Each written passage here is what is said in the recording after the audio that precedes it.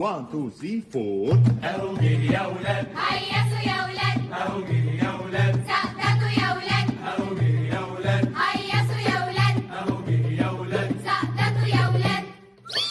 بكل عام ويانا معاد وعمره ما بيخلفش معاد، في كل عام ويانا معاد وعمره ما بيخلفش معاد. اهو جه يا ولاد، اهو جه يا ولاد، اهو جه يا ولاد، اهو جه يا ولاد، اهو جه يا ولاد.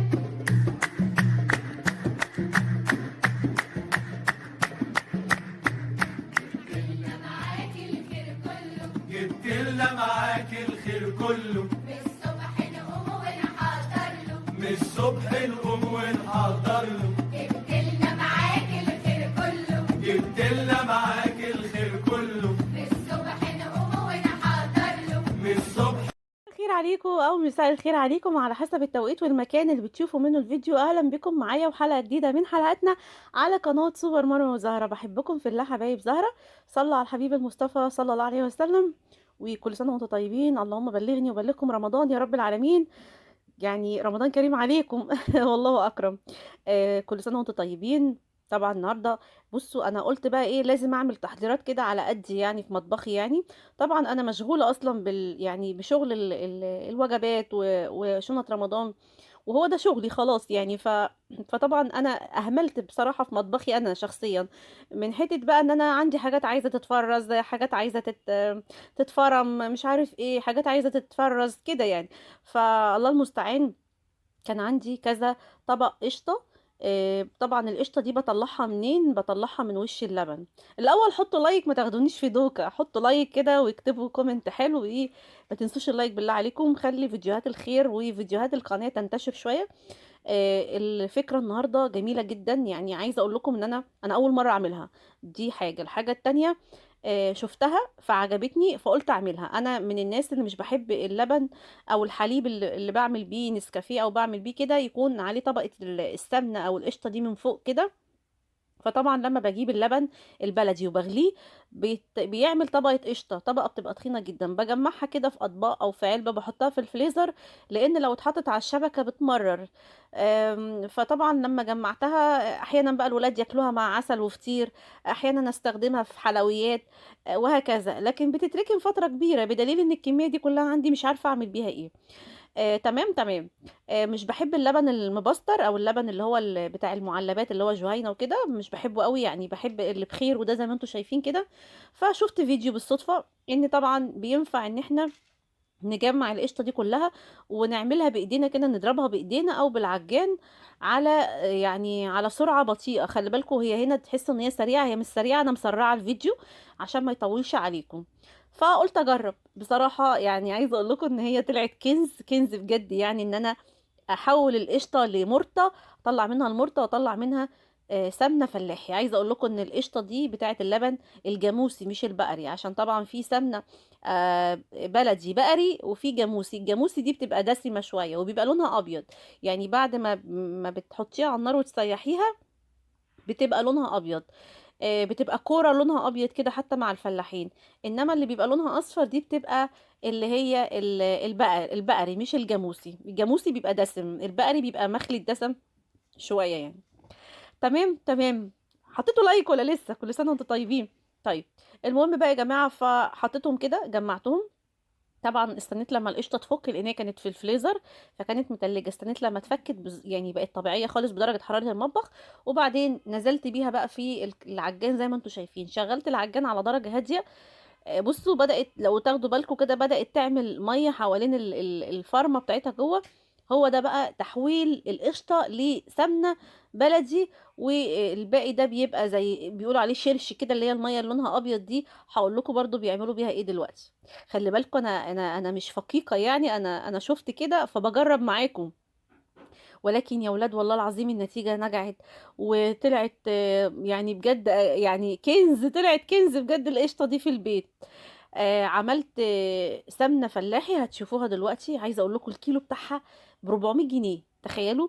فهوريكم بقى اللي طلع معايا قد ايه من طبقين القشطه اللي انا كنت شايلاهم. هنا بقى كانت خلاص فصلت الميه عن هي اتحولت سمنه، خلي بالكم. ما هو الضرب ده بيخليها تتحول لسمنه. طبعا انا هنا بفهم الناس اللي مش فاهمين زي حالاتي، انما طبعا حبايبي اللي في الارياف وكده اكيد اكيد يعني عارفين الطريقه دي.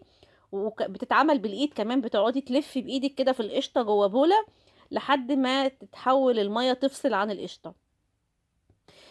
بعدين بقى بجمع كده واعمل كور كور كور زي الكور اللي احنا بنشوفها مع الفلاحين اللي هم بيجوا يبيعوها في المدن وكده يعني. اهو شايفين المية اللي بتنزل؟ هي كده خلاص اتحولت لسمنة، والمية دي اسمها شرش، بيستخدموها بقى في الجبنة القديمة او وهكذا يعني. هوريكم دلوقتي عملت بيها ايه. قعدت اجمع الكور كلها زي ما انتوا شايفين كده. عملت كام كورة ما شاء الله، عملت 4 كور تقريبا.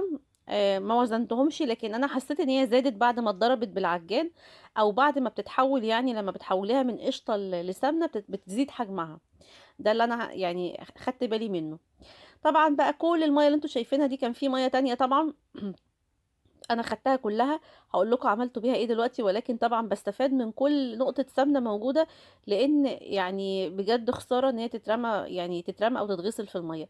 جبت بقى، انا عندي جبنة قديمة اوريدي يعني في التلاجة، اللي هو المش بالجبنة القديمة، وحطيت عليه شوية الشرش ده، او اللي هي المية اللي بتنزل من تحويل القشطة لسمنة، زي ما انتوا شايفين كده. برضو شفت الاخت عملت كده وعملتها كمان واستخدمتها كمان في ان هي تحول جبنة قريش لجبنة قديمة في بلاص، وتعمل زرعة جبنة قديمة من السنة للسنة يعني. هنا بقى خلاص انا كنت طبعا خلصتها. حطيتها في التلاجة مسكت نفسها شوية، وبعد كده جبت حلة كبيرة اهي، سخنتها على النار، على نار هادية جدا، ونزلت فيها بال4 كور. انا كده بقى بعمل ايه؟ بسيح بقى السمنة. تشوفوا بقى المراحل بتاعتها. عشان اسيحها بحط معاها كوباية زيت على حسب الكمية. طبعا انا كده كان عندي يعتبر كمية كور كذا كورة، يعني انا معرفش تقريبا دول كيلو ولا ايه. حولتهم بقى، بصوا بوريكم النار هاديه ازاي، نار هاديه زي بتاعه الرز بالظبط. حطيت معاها بقى كوبايه الزيت وسبتها مع نفسها، ما بعملش اي حاجه، هي بقى بتفصل مع نفسها، بتطلع لك السمنه لوحدها، اللي هي السمنه اللي لونها ابيض او اصفر. بصوا زي ما انتم شايفين. طب واللي تحت ده ايه؟ ده المرطه بقى.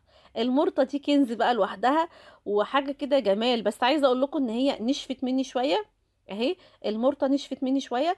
بس يقال ان ده افضل، ان السمنه تعيش عمر اطول، يعني هما مش كتير، هتشوفوا الكميه اللي طلعت. ولكن الموضوع او القصه كلها ان انا حاجه مركونه عندي في الفريزر واخده مكان، حولتها لحاجه استفاد بيها. طبعا شويه السمنه البلدي اللي انتوا شايفينهم دولت مش مهدرجين، ما بيرفعوش الكوليسترول، حاجه ببلاش كده. نص البرطمان ده تقريبا يعمل له 200 جنيه.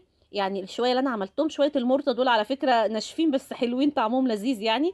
هستخدم بقى السمنه دي بقى في الطبيخ، استخدمها بقى في الكنافه في رمضان، استخدمها في المحاشي. حاجه ببلاش. شوفوا بقى شويه المرطه دول حطيتهم في علبه برضو وخليتهم في التلاجة. وهي دي كانت فكرة النهاردة، الفكرة اللي بجد بشجع كل حبايبي يعملوها. احنا هنا في المدن في ناس كتير ما يعرفوش الافكار دي، لكن ما شاء الله في الارياف بيعرفوا يطلعوا من اللبن كذا حاجة، وفعلا الخير في البيت. عشان كده الارياف دايما متفوقين، بان دايما عندهم خير، بيطلعوا من كذا حاجة. بحبكم في الله، ما تنسوش اللايك. كل سنة وانتم طيبين. حطوا لايك وشيروا الفيديو لحبايبكم، وكل سنة وانتم طيبين. سلام عليكم.